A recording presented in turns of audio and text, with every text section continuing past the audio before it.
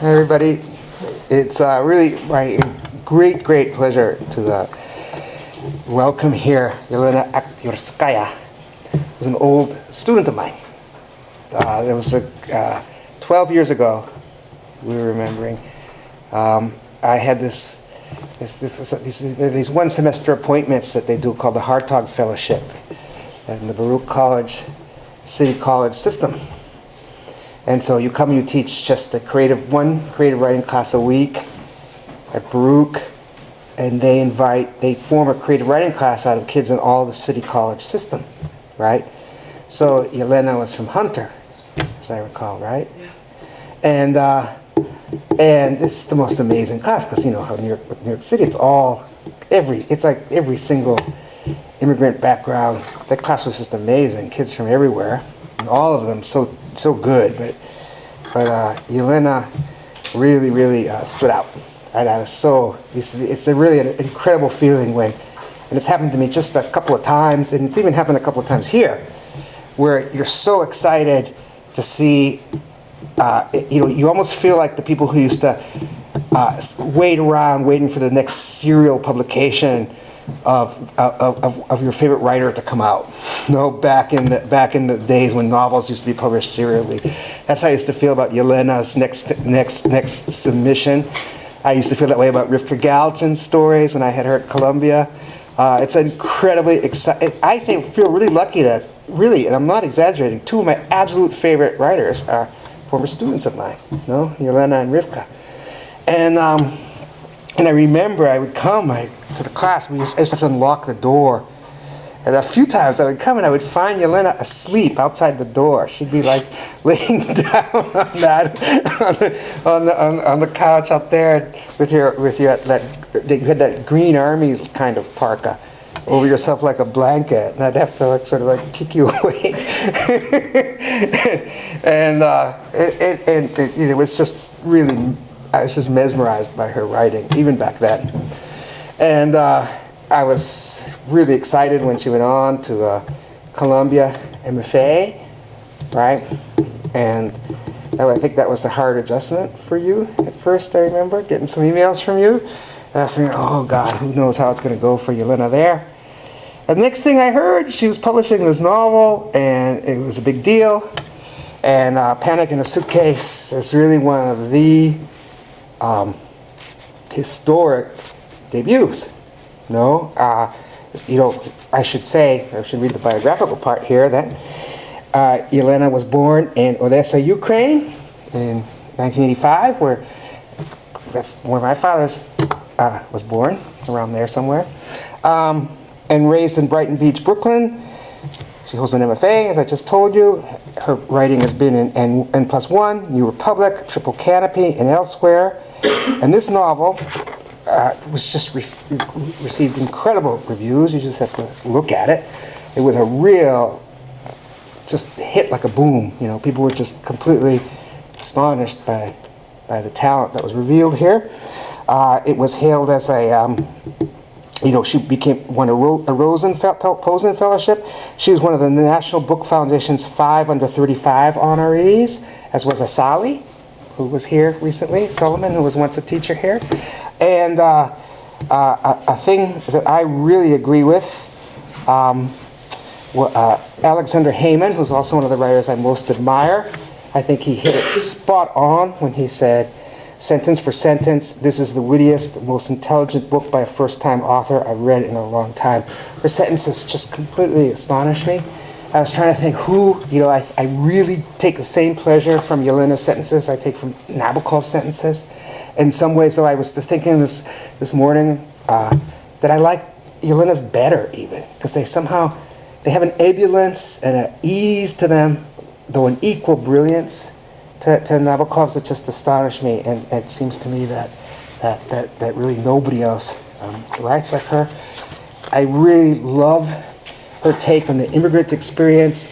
It is the modern, contemporary immigrant experience. It's not the one of previous generations, really, of people who, come in search of the American dream or something like that, and really cut their ties, to the old world forever. I grew up in the kind of immigrant family, Guatemala, on that side anyway, where you were constantly in touch with the country your family came from. I kind of illustrate some of the journey of this book of, sure, my mother comes from Central America. We sit here, but the one who goes back, right? I spent 8 months I basically live in Mexico City, right? So, and a lot of the characters are really in this book, live that experience of really feeling like they're from two places, not just one or the other. She has the most hilarious, in this book, description of that characterizes the Brighton, the neighborhood in Brighton, Brooklyn, Brighton Beach, Brooklyn, that community lives in. It's just so comical. Eyes glued to the window, Pasha's first impression had been horror. Filth, dreariness, and pigeon shit didn't bother him, but 5 gastronomes in a row called Odessa did. His fellow countrymen hadn't ventured bravely into a new land. They'd borrowed a tiny nook at the very rear of someone else's crumbling estate to make a tidy replication of the messy, imperfect original they'd gone through so many hurdles to escape, imprisoning themselves in their own lack of imagination, forgetting that the original had come about organically and proceeded to evolve, already markedly different from their poor quality photocopy. There's a passage in here that really cracked me up when I read it, because I had the exact same experience. You know how people say, oh, you've got to go to Chelsea, the art world, all the galleries, right? And and so this chapter, Pasha and his friend Misha are getting ready. They're going to go to Chelsea. Misha's going to show Chelsea the art world to him, and he's madly trying to find some art critic type that can be their guide, and they can't really turn someone up, and they just go. I don't know if you guys have done the Chelsea gallery tour, but this is completely how it happened. I read this, and this is exactly what it's like. Now they would make the rounds. 5, or was it 15 blocks of galleries, many of which were sure of little but their names. It was necessary to see only a fraction of Chelsea in order to stop wanting to master it. What had Pasha imagined? That was unclear. In fact, in his disappointment, he forgot that he'd imagined nothing, having come with no expectations. What he found were industrial spaces, blinding neon lights, maniacal wall scrawlings preserved with such care it was as if they were from the dawn of time, flashing signs, buttons to press, levers to manipulate, a heap of recyclables, something vaguely totemic, prim girls paired with oversized desks, an upside-down dining table, footstep echoes, a defeated feeling. White, an elephant made from ostrich feathers, but no wine. Anyway, what's really exciting, especially about tonight, is we're going to hear Yelena read from her new novel. So I'm excited to hear that, and welcome. Thank you.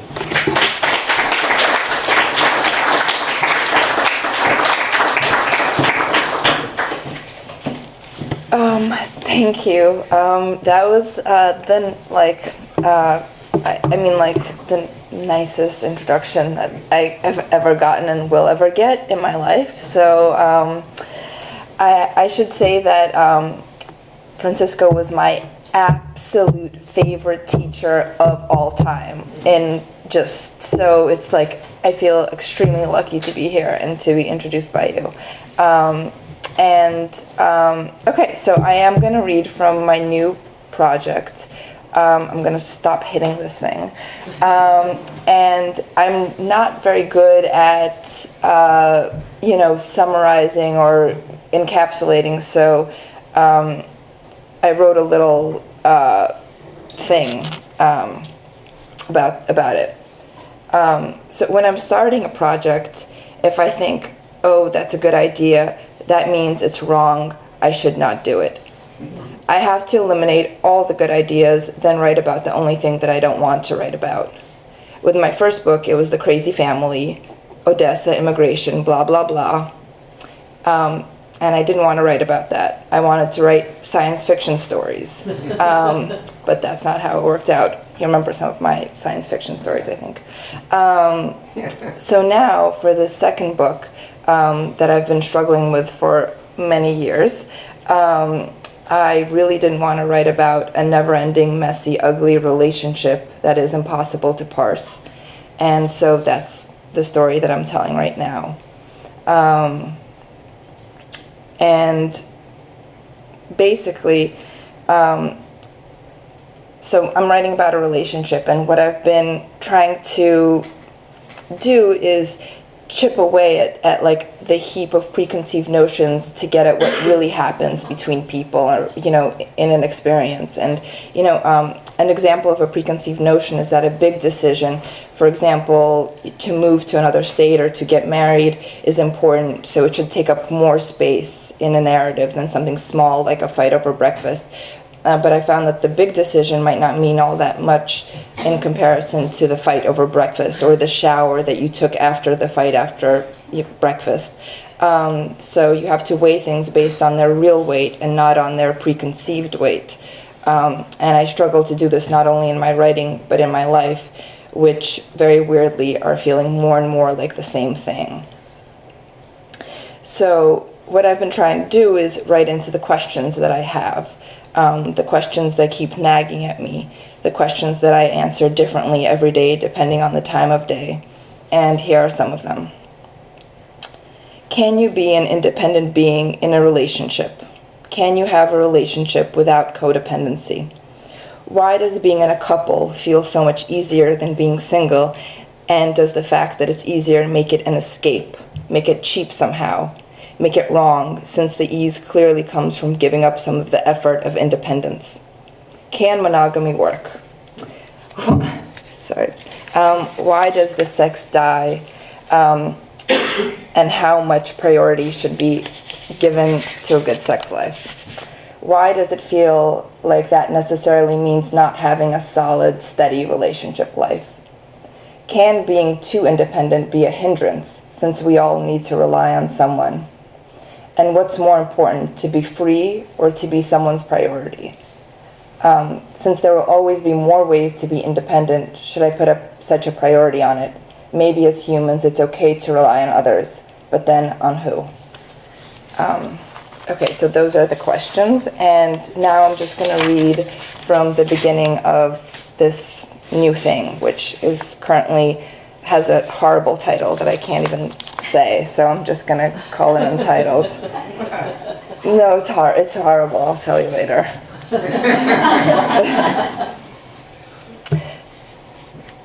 And it's funny because it starts right around the time that I was in, well, we'll see. In the winter of 2006, I set out for a semester abroad. I was 20 years old and had yet to break free of the gravitational orbit of my mother's bosom. I figured it didn't really matter where I went, as long as I wouldn't be able to boomerang back to Brighton Beach.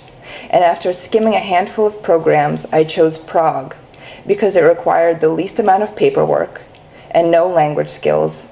And also there was a boy, a son of my parents' friends, who had studied there some years back. Asking him about it would be a good excuse to be in touch. These were distant friends of my parents, so he and I had only been thrown into the same progeny pool a handful of times, and now that we were practically adults and no longer tagging along on our parents' drunken outings, there was no reason to think I'd ever see him again. But I really wanted to.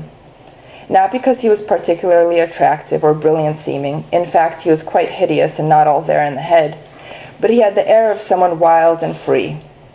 Unlike the other immigrant children in our enclave, he wasn't becoming a dentist or a lawyer, but breaking into experimental filmmaking. He did drugs, stayed out all night, claimed to have fucked a rich older woman in a tub of caviar. I wanted him to guide me, terrified, late blooming, very curious, into the world of darkness. But it turned out that he was no longer interested in that world.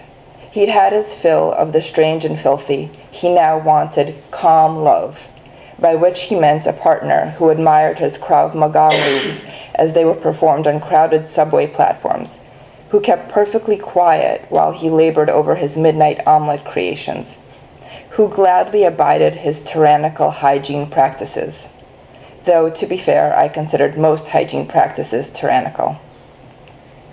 We'd exchanged our worst insults and dropped off into an infinite silence by the time that I boarded the plane.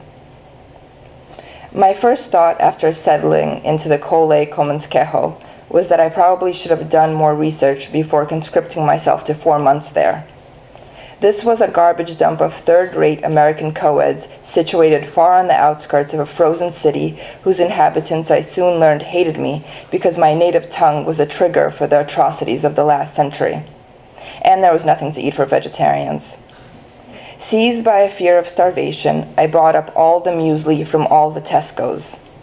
You don't reverse 20 years of stunted development overnight, but you get very fat very quick. Then you erupt in cystic acne. Pus, blood, grease. It would be untrue to say that I didn't make any friends, but I only made them because flagrant incompetency could be terrifically amusing for onlookers. On the bright side, I was slaying left and right every stereotype ever held about New Yorkers, which I've always secretly considered my mission in life. The solution to most dilemmas is a love interest. There was one freak in the program, a 32-year-old undergrad from Gainesville, Florida, whose focus of study was B-horror movies. And it was to him that I was drawn. We shared a few cozy bus rides, played ping pong in Gothic cathedrals, and were finally setting out on a proper date, for which he bought 2 plastic sleds. He knew of a good hill, and we were on our way there. It happened to be deep in a dark park where a body could lay frozen and forgotten for years, when he used his sled to tap my butt. A harmless, flirtatious gesture, which I returned by flinging my sled so hard into his face that it almost amputated his nose. At the moment of impact, he closed his hands over his face. When he removed them, blood exploded as if from a fire hydrant, shooting out in all directions, defying gravity. When he touched his nose, the whole thing, nostrils and all, lifted up like a flap. We spent the night in the ER. Many stitches were necessary. The scars wouldn't be pretty. Reconstructive surgery was advised. Remarkably, that wasn't the end of the flirtation. But then I stopped answering his calls since he was too creepy, even for me. I couldn't make a beeline for home, so I resorted to recreating home's dynamics. The first order of business being to find a substitute for my mother, someone to take the reins and tell me what to do. An Indian girl took the job, but she went a bit too far, even for me, with the bossing. I snuck into and out of the Komenského, never spending too much time in my room, since she was in the room directly below and could hear my footsteps. Regardless of how cold it was, and they were talking records, I went out wandering Old Town, hoping to stumble on the magic door that would lead to a Swankmarian dimension, settling instead for a cafe Kafka once blessed with his ass. I opened up a moleskin, began a story. The abyss caught up with me and I ran back out, walking circles until I could no longer feel my feet.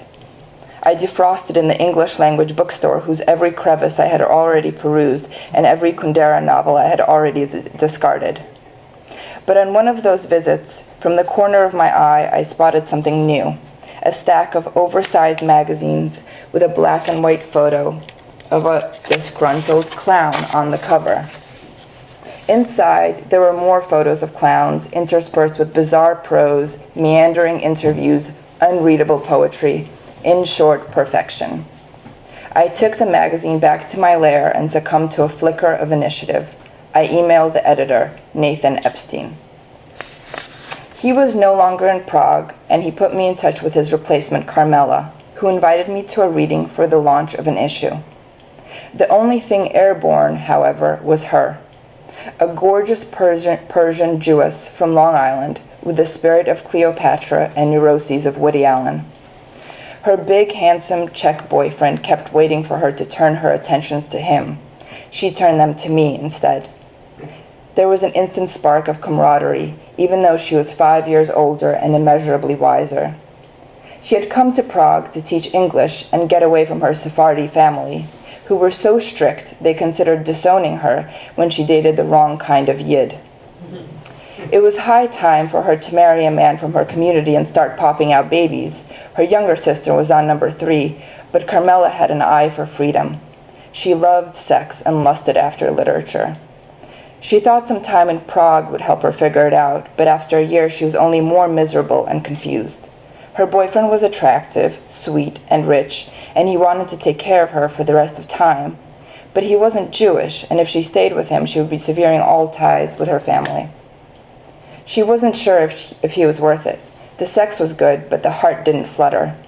She was going back to New York in a month, to work in publishing, write a memoir, make some literary boys very happy, all of which I learned in the first 5 minutes. There wasn't much time until she left, but neither was there much to do with it. We saw a lot of each other, though never enough. She made me eat protein, put concealer on my pustules, told me about her illicit loves, failed affairs. It was from Carmela that I learned the meaning of candor and importance of girth. Because of her, my time in Prague was salvaged. Our bond was strong, but would it survive the trip across the Atlantic? Could we pull off the impossible friendship replanting maneuver? Half a year later, eating pad thai in Union Square, it looked like the answer was a resounding yes. Even in our giant city of the pissed off and whiny, it was rare to find someone so dedicated to being unhappy and to dissecting that unhappiness until all its little organs were spread out on the table, then continuing to prod at them anyway. Though we didn't have to rely on reminiscing to carry us through the night, some was inescapable. Carmela still lamented the loss of her Czech boyfriend and filled me in on what was going on with some of the other people I'd fleetingly met at the magazine. She was finishing up with these updates when her eyes lit up. "And do you remember Nathan Epstein?" she said. I tilted my head and squinted, not expecting bells to ring, but then it hit me that he was the editor I'd originally emailed, the one who passed on Carmela's info. "We never overlapped," I said. "Oh, well then it won't interest you that he's living in Brighton Beach." Interest me? It shocked me. No one lived in Brighton Beach. I was the only one. What gave him the right? Was he even Russian? Carmela shook her head. "He's from Jersey." "What the hell is he doing in Brighton Beach?" "He's a madman," she said, as if that explained everything, which it kind of did. "He wanted to get as far as possible from civilization, no distractions. He writes all day and night, doesn't eat, doesn't sleep. He's a drug addict, an alcoholic. He's only 26, but his second book just came out." I was fascinated. I wanted to know more, everything. In Prague, she tried to keep a distance. He seemed brilliant, but unhinged. They hung out a few times, always in a group. Blackness shot out of him, ugly words, destructive impulses. He was angry at the world, probably because it had yet to recognize his genius. That was the extent of the impression he made on her in Prague. When she got back to New York, he begged her to visit him out in Brighton. When she got to his place, he filled 2 mugs with vodka. It wasn't yet noon. She declined, and he downed both, taking a few pills while he was at it. Then he locked her in his apartment and tried to have sex with her. She fought him off. Finally, he let her out. They took a walk along the boardwalk. There were no hard feelings. She knew she was hard to resist. Men were always trying to get her into bed. Mainly they succeeded. Recently, one of them didn't and masturbated on her shoe during her lunch hour. Every good friendship has its roots in jealousy. Each party must want something the other has. It feels good to feel bad.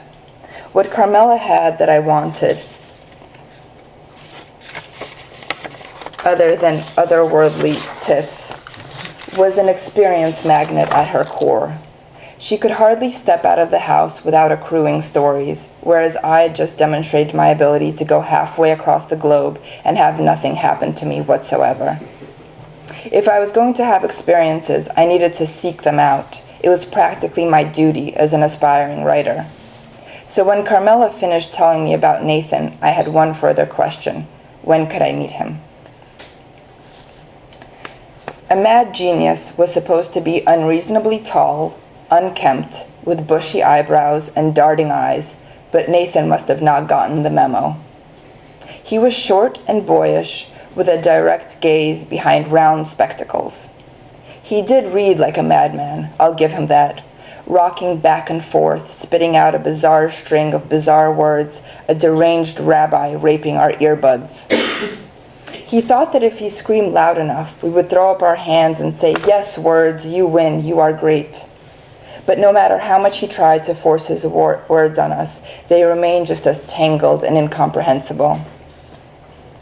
After the reading, he plopped down beside Carmela and held his face an inch from hers like he was dangling his cock. I looked away. It was so indecent, pathetic too. He had no chance, not a glimmer of hope. I'd been so looking forward to it, but the night was a bust. There was almost no one at the reading, certainly no tall, dark, handsome man with thoughtful brown eyes. Why was I even there? I wanted to go home. I hated Williamsburg. I hated bars. I hated stickiness. I hated writers. Then again, maybe this was why I never managed to have those experiences. Yet another example of a bit of ickiness making me want to run back to my lair. If I complied, I was ensuring a life of solitude and boredom. I knew this was the case, yet I couldn't force myself to stay. Nathan was vulgar, and I was afraid that by sticking around, the vulgarity would infect me. I, too, would become vulgar, and then I would never want to go home again. I would want to stay out all night being vulgar, and this frightened me because home was my safe space. What would I do without it? I would be lost forever. We exchanged goodbyes on the curb, standing in a huddle, me, Carmela, Nathan, and Nathan's look-alike buddy, Dan. I was prepared to go off without a word to the author, but suddenly he stood beside me, asking questions that showed he knew I was the girl who wrote to him from Prague. When his spotlight shined on me, it was intense, even flattering, but I resisted softening because I hated him. The next day, he emailed. We were in the same neighborhood. We should hang out. Not only were we in the same neighborhood, we were on the same block. His building stood between mine and the subway station, meaning I'd passed by it countless times. It was the wall of a dream. Real lives weren't supposed to be lived there. I stepped inside the dream and scaled the steps 2 at a time to the 6th floor, prepared to be distressed by what I found. Brighton Beach apartment came with a base layer of existential dread and hopelessness. Nathan would be adding bachelor desolation. But I was wrong. His large 2-bedroom was an oasis. Neither too neat nor too messy, minimal except for a proliferation of books and records. In his office, there was an old blanket flung over the window. It was dark and smoky in there, just right. The look-alike buddy, Dan, was in attendance. He'd also recently moved to Brighton Beach. The move would appear less strange for him because he was Russian, but it only appeared that way. In fact, it was far stranger, since he was from Moscow, and people from Moscow looked down on Brighton Beach, thinking it a village of idiots from Odessa. Even Odessans, who achieved the tiniest degree of success in this country, felt that way about Brighton Beach. They got out of there as fast as they could and never had anything to do with it ever again, except on weekends when they came for the produce and a mani-pedi as long as they were there. The former Soviet Union had broken up, splintered into a million factions, none of which could agree on anything except for one thing. Brighton Beach was a laughingstock, backward, pathetic, stuck in time. Dan had grown up in a housing complex in New Jersey. His parents didn't even consider themselves Russian anymore. Russia was Stalin, Gulag, pogrom. They were Jews, Americans, looking ahead. Dan went to an Ivy League college, majored in optimism, graduated with honors. Everything on the up and up. After college, he moved in with his friend from Jewish summer camp who happened to be Nathan's younger brother, Adam. Not long thereafter, Nathan returned from Prague and crashed with them while looking for his own place. Adam had a job and was away most of the day, whereas Dan was home, still trying to figure out which direction to go in. After spending some time with Nathan, Dan decided to become a writer, too. So when Nathan moved out to Brighton Beach, Dan followed, thereby undoing everything his parents had worked for. But I'm getting ahead of myself. All I knew for now was that I liked Dan better. He may have looked like Nathan, short, compact, hairy, bespectacled, but he seemed human, whereas Nathan was one block of inexplicableness, an alien, and a cocksure one at that. Dan was timid and self-conscious, even if he was trying hard not to be, since Nathan wasn't. I wanted to tell Dan, be timid, be self-conscious, don't try to kill those qualities in yourself just because your friend is an asshole. But of course this was a bit hypocritical, since those were the very qualities I wanted to kill in myself. They didn't engage in conversation so much as hurled phrases around, threw them up at the ceiling like wads of toilet paper to see if they'd stick. One person blurted something, then the other person riffed on what the first person said. Had they invented their own style of communication, or was this just how men spoke? I hated how almost everyone spoke. It seemed an exercise in futility, so rarely was meaning conveyed. So I was glad to be witness to a new method. But be witness was all I could be. The back and forth was too quick. I didn't understand the rules of the game. Were there rules? Who decided them? I noticed that many of the phrases had to do with being Jewish, and asked why they were so focused on this utterly insignificant distinction that meant nothing, since there was no God and all people were essentially the same, or rather different, but the differences between people in the same category were just as great, if not greater, than the differences between people in different categories. Because Jews are better, Dan said. Nathan clarified. People who don't come from a tradition have nothing to say. MFAs are filled with people who can't be writers because they have no connection to anything bigger than themselves. They come from nowhere. Even if they do have something to say, they have no tradition to say it in, and therefore no way to say it. You two are idiots, I said, then began to explain why, but this didn't go so well. The words kept getting choked in my throat. I wasn't eloquent. I'd spent my life being quiet, hoping that if I didn't bug others, they wouldn't bug me. But now I felt personally wounded. They were taking away my chance to be a writer. After all, I'd never given a second thought to being Jewish. I knew nothing about tradition, and I didn't want to know anything about it either, because if I tried to care about it now, it would be insincere. All that mattered, as far as I saw it, was the individual, and an individual could write from her own experience. They laughed. Of course you have tradition, Nathan said. You're just too inside of it to see. You live in Brighton Beach. But that doesn't interest me, I protested. I have no intention of writing about it. Whether you write about it or not doesn't matter. Whatever you write still comes from this place. Don't try to eat me in your argument, I said. Russian people and Jewish people are around me, but I'm different from them. I've always been different. You guys seem to think that being Jewish legitimizes you, but no tradition is going to do that. You're very naive, Nathan said. And very cute, Dan added. Fuck you both, I said, blushing. When Dan got up to go, I jumped too. As we walked out together, there was a twinkle of victory in Dan's eye, frustration in Nathan's. It looked like I'd made my decision. I was going with the sensitive one. Yes, I thought, this seems wise. Outside, it was dark and chilly. Early October.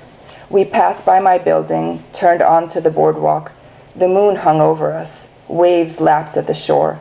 It was a beautiful night. I stopped abruptly, said goodbye, and ran home.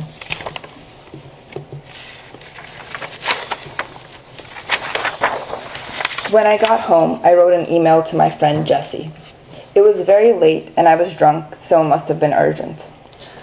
Jessie was quite a bit older, finishing up a doctorate in Comp Lit. We'd met in intermediate Russian. Romance was never in the air. He was pining for the whorish girls, the Russian, Georgian, Ukrainian ones, in tiny leather skirts with leaden eyelashes, cleavage, manicures, hair extensions. We were no longer in the same class, but still corresponding. I gave him an account of my night, portraying Nathan and Dan as grotesques.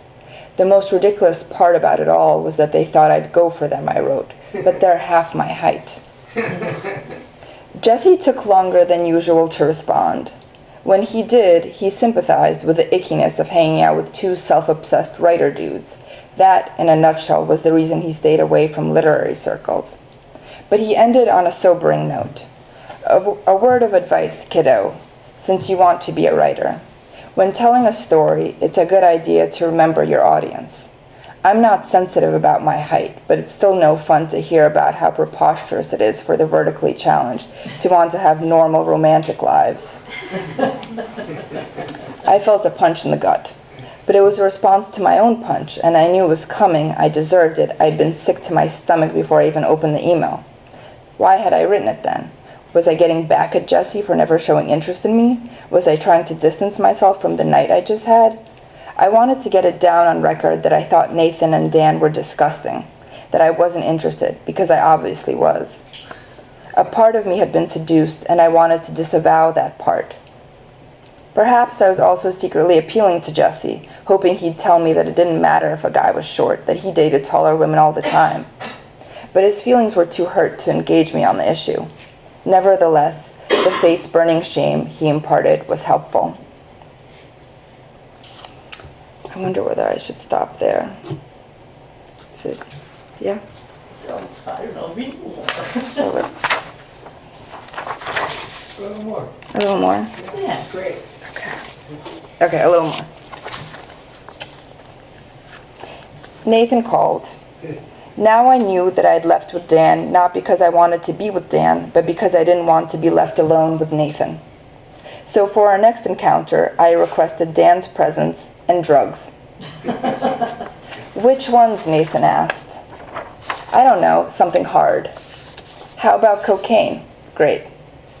But when we got down to it, Nathan proffered a joint. I thought cocaine had to be snorted, I said. Not necessarily. Crack is smoked, he explained. But surely not in a joint. Right, Nathan said. This is weed laced with cocaine. I was starting to suspect that he talked a big game, which suited me fine. The idea of snorting cocaine made me nervous on a technical basis. I was not master of my nostrils. Not that I felt much more at ease with a joint. I'd never really smoked pot before either, having wasted my principal teenage years on being anti-drugs.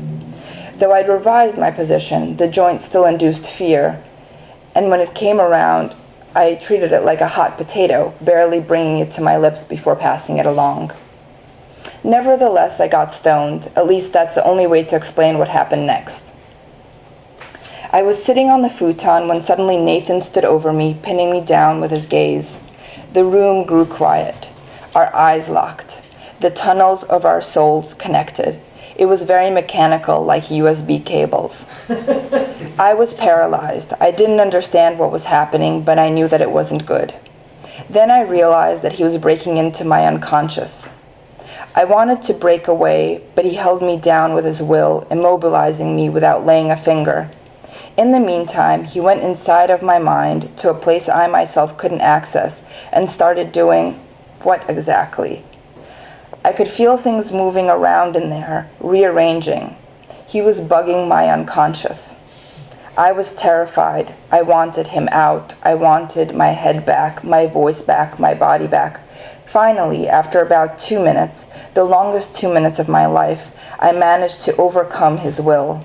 I flew off the futon and ran to the first dark, safe space that I saw, the bathroom. He followed me in there. I ran back out, slamming the door over his foot. He screamed. Dan stared at us in confusion. He looked hurt. He'd been excluded. It suddenly became perfectly clear that it didn't matter what we told him. He would buy anything Nathan said. At that moment, Dan turned to ash in front of my eyes and scattered to the wind. Where once was a man, now was air. I couldn't even hear him when he spoke. All I heard were the shadows of Nathan's words.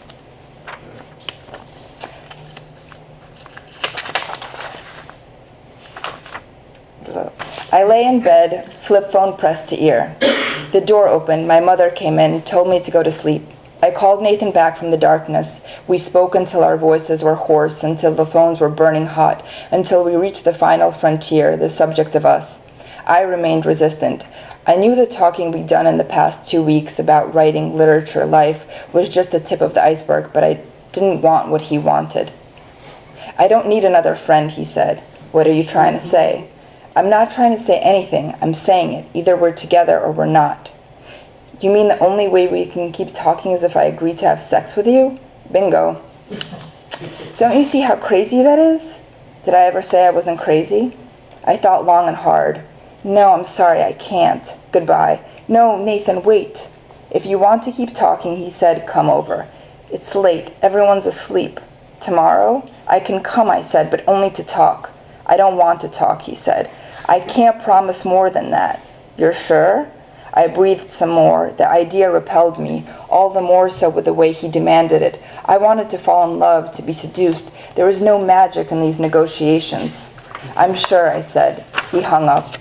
The next day passed, and the one after that, and I was proven wrong. He wasn't bluffing.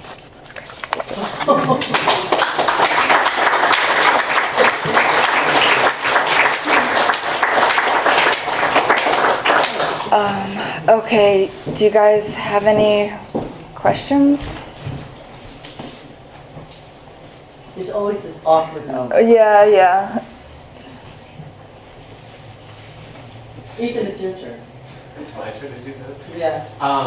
That was really lovely. Thank you for reading. Thanks. It was great. And it was really exciting to sort of see something that was in the process of sort of becoming, sort of the draft that it's going to be. And I think a lot of students in here are sort of at the stage where they've drafted, and now they're sort of going into sort of their revisions, right? In some cases for the first time. So I think it would be sort of lovely to hear if you had any sort of tips or strategies for revision, or how you thought about revision versus sort of the drafting process. You're not too far sort of in that exactly sort of right now. Well, at this point, I kind of just think of writing in general as just a process of revision. Like, I don't even remember the idea of like putting things down for the first time. That's always just so far in the past that writing is the process of revision, of editing. And the idea of like counting my drafts is just preposterous, because it just becomes this like endless like Frankenstein type thing. And first you move this around, the amount of times that I write everything from the start and then change all that around and then write it all from the start again is just endless, so it's always funny to me when I see that someone like, like, this is my first draft, and it's just like, oh my God, that should disappear in a second, I think. But I didn't always feel that way, so I don't know. I don't know if that just applies to me, because to be honest, when I used to write before, I used to write very, very, very slowly and painstakingly, and I kind of think that there's two different kinds of people. There's those people who just like, eke out word by word, and then it like stays, and then there's people who just like sort of have diarrhea on the page, and then do they just have more, and I always thought that it was like those two people were just the different kinds, and you couldn't, but I've now been every kind of person. But generally I think that it's good to write something and then walk away from it for like a little while and look at it with fresh eyes, so you can be completely merciless. I don't know. Is being merciless kind of a general slogan for the whole project? Oh yeah. I kind of think that being merciless is necessary just when in writing,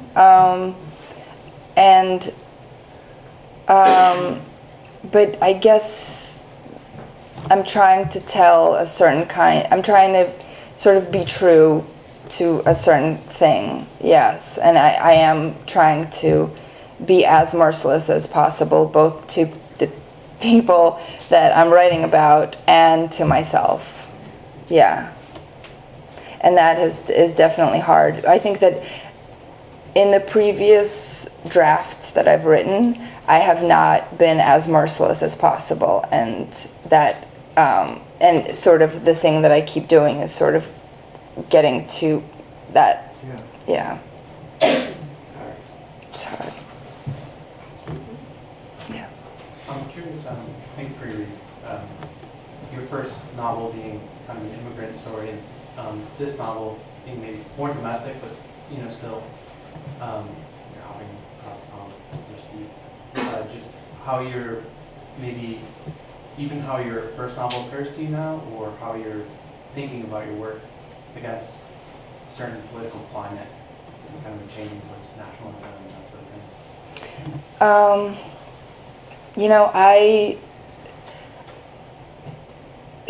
I don't think about the political climate as I'm writing at all. and I know that that's at this point, that's almost a political statement because everything is,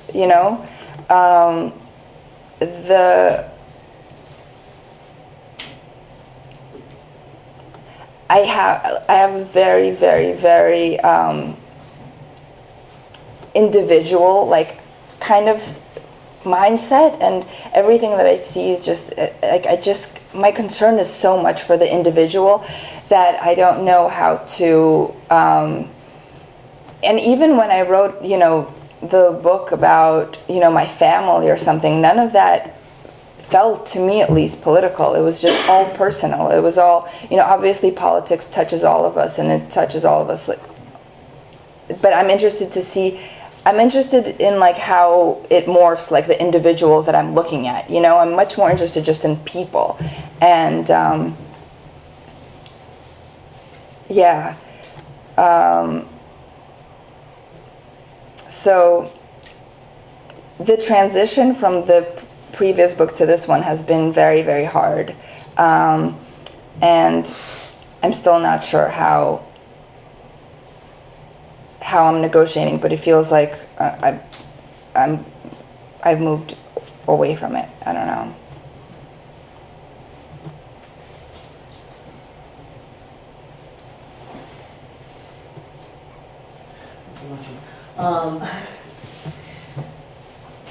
You grew up in Brighton Beach. Yeah. You're writing about Brighton Beach. You're writing about a writer in Brighton Beach. And at least my students here know that when we're workshopping a story and someone has an issue with the story or they've misunderstood something in the story, that it's a common thing for a student writer to say, well, but that's the way it happened. And they know that my response is that's no excuse. So I'm wondering, as you're working with so much material from your background, from your life, at what point, or is it from the very beginning that the invention takes hold? As opposed to recording, because this is something I know that my students struggle with, and that I think many students here struggle with, that if they are writing from their own context, it feels like a betrayal to them to depart from, but that's the way it happened. Right, and that's something that I think everybody struggles with. There's this kind of loyalty that you feel to the truth, and when you start writing, and I think that it's very hard not to write, at least partially autobiographically. I know that my favorite writers to read write autobiographically, but the most difficult thing is that it has like its own gravity. The truth has this gravity, and once you start it, it's breaking from it is the hardest thing to do. And I still struggle with that all the time. The only thing that I can say is that, I kind of think that a sentence is a sentence. And it's all about whether the sentence works, whether I like the sentence, whether, and the content is actually sometimes less important. You can have the same thing that happened in real life, and you can write it totally crappy, and then you can write it in a totally different way. You can tell the same story, the same thing can happen to us, and that'll be the truth, what happened, but then somebody will tell it like really funny, another person will tell it, really sad, and some person will tell the story over like 3,000 pages, another person will compress it into like 2 pages. So, but it's the same thing that happens. So you can, it's just about making it work on the page, and I kind of tend to think that I don't really see a border between fiction and nonfiction. To me it's kind of, it all blurs, and I think it's all about making it into art. I don't, or feeling, yeah. So you don't put a constraint like a Nausgaard would say. You make up and you make up. Well, I think, does Knausgaard say that? I thought that he didn't make up anything. He insists No, he on said- calling it a novel. No, he says that thing when he talks about what he considered making something up, he felt a kind of nausea. Oh, he felt it. Yeah, like storytelling. And there's other people, you know, this kind of discourse is all over the place. It is Rachel Cusk. Like I was. Yeah. I unfortunately, what? In my own head too. Yeah, unfortunately, I'm sort of moving, and I want to battle this so much, but I'm moving into the camp of I often don't see the reason to make things up. Would it bother you if a book that you had written were called memoir rather than fiction? It would, because I still don't think it's entirely true. You know, like there are moments where if I looked at it as memoir, I would just be like, no, well, no, that's not. I would be writing it differently if it were memoir, I think. Yeah.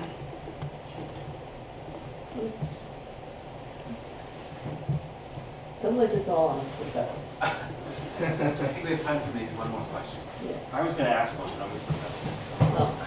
Here's Beyond the vertically challenged, who do you imagine is your audience?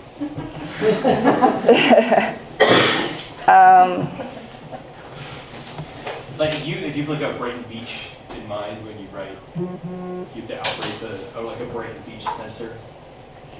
I just assume that no one in Brighton Beach is ever gonna look at my books. So, and so far that's absolutely true. So I don't. Yeah. Generally, I don't think about the readers. I just.